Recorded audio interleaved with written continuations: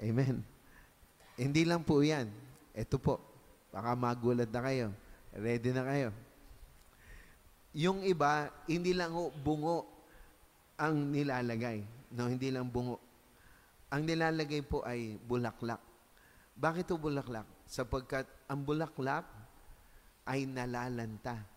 Kaya ipinapaalala doon sa santo na yung buhay nila ay magtatapos. Sumainyo ang Panginoon. At sumainyo rin. Ang mabuting balita ng Panginoon ayon kay San Lucas. Papuri sa iyo, Panginoon. Noong panahong iyon, may ilang Saduseo na lumapit kay Jesus. Ang Saduseo hindi naniniwala na muling bubuhayin ang mga patay. Guro, anila, naglagda po si Moses ng ganitong batas para sa amin. Kung mamatay ang isang lalaki at maiwang walang anak ang kanyang asawa, ang kapatid na lalaki dapat pakasal sa balo upang magkaanak sila para sa namatay. May 7 magkakapatid na lalaki. Nag-asawa ang panganay at namatay na walang anak.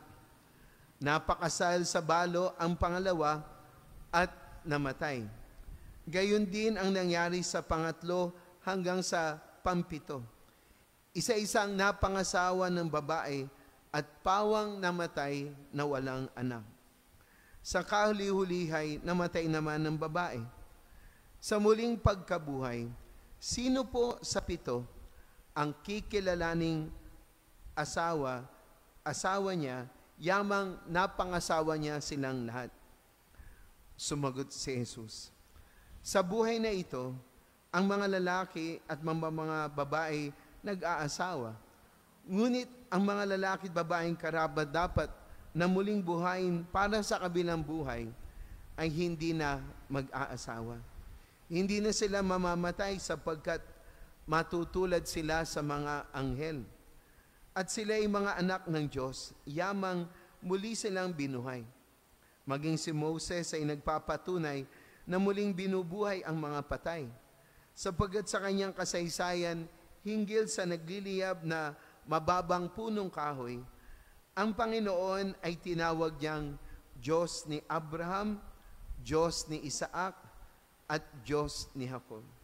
Ngunit ang Diyos ay hindi Diyos ng mga patay, kundi ng mga buhay.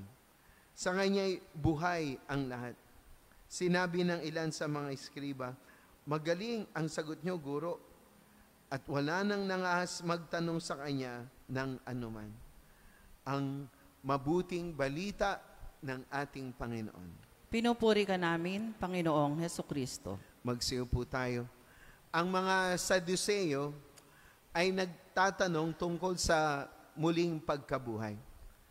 Ang problema po ay sila mismo, hindi naniniwala sa muling pagkabuhay. Kaya ang punto para saan ang kanilang pagtatanong kay Jesus tungkol sa muling pagkabuhay? Para saan? Mga kapatid, maliban po sa sagot ni Jesus sa ating ebanghelyo, ang muling pagkabuhay ni Jesus, ang nagpapatunay, napakalinaw at walang kaduda-duda, siguradong-sigurado na merong muling pagkabuhay. Amen? No? Kaya nga po ang tanong naniniwala ang mga Saduseo sa Diyos, no? Naniniwala sila sa Diyos, bakit hindi sila naniniwala sa muling pagkabuhay? No? Anong uri ng paniniwala meron sila? Na ang para sa kanila, ang buhay ay hanggang dito na lang sa mundo. Hanggang dito na lang. Pag natapos ang buhay, dito sa mundo, tapos na. Mga kapatid, ganito. At ano ang connect nito sa atin? Ano ang kahalagaan? Ganito po. Kung gaano tayo naniniwala sa muling pagkabuhay, ito ang magbibigay direksyon sa ating buhay ngayon. Amen? Amen po ba? Ulitin ko. Kung paano tayo naniniwala, kung paano natin pinahalagaan ang muling pagkabuhay, ito ang magbibigay direksyon kung paano tayo mabubuhay sa ngayon. Amen? Kumbaga parang ganito, ang buhay natin ngayon ay paghahanda para sa buhay sa kabila. Amen?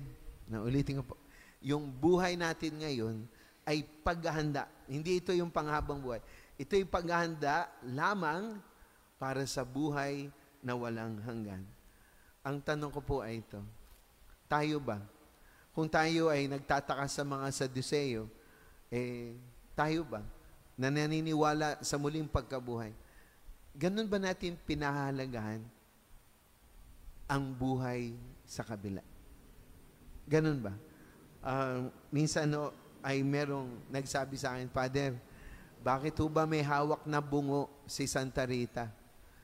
Pwede ho bang alisin yun? Nakakatakot po kasi. No? Merong mga natatakot doon sa bungo na hawak ni Santa Rita. Mga kapatid, ganito, hindi lang po si Santa Rita, hindi lang ito katangi-tangi kay Santa Rita, na isang santa na may hawak na bungo. Si San Francisco ng Assisi, merong mga imahin na may hawak din siyang bungo. Si San Jeronimo, yung nagsalin ng Biblia, sa kanyang table ay merong bungo. Si San Gabriel, hindi po yung anghel, si San Gabriel, meron ding bungo sa kanyang hawak-hawak. Si San Bruno, may hawak ding bungo. At marami pang mga santo na merong bungo doon sa kanilang imahin. Amen po ba?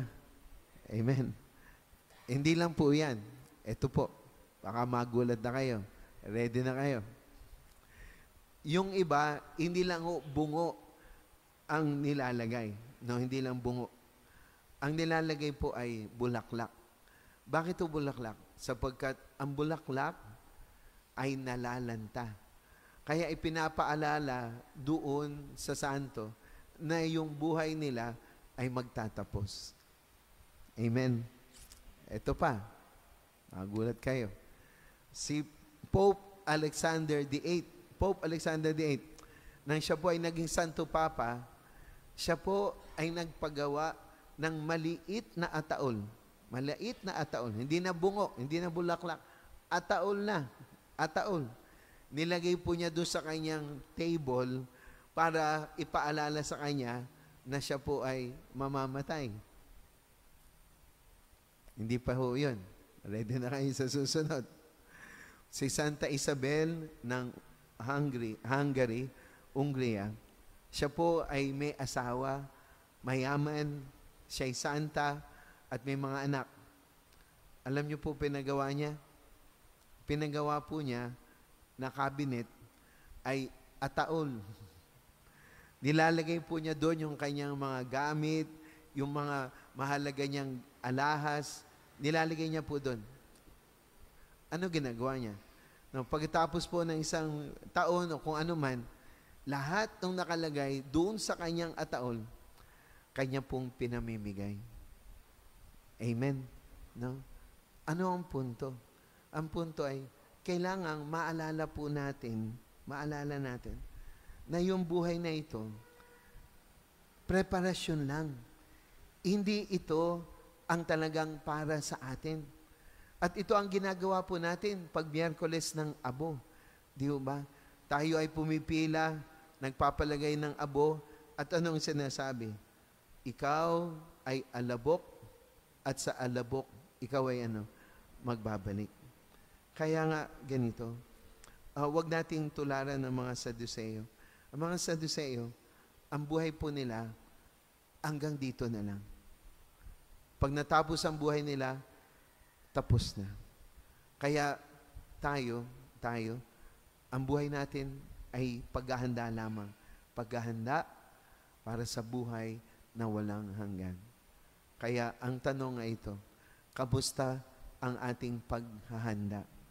Naihahanda ba natin ang ating sarili sa buhay na walang hanggan?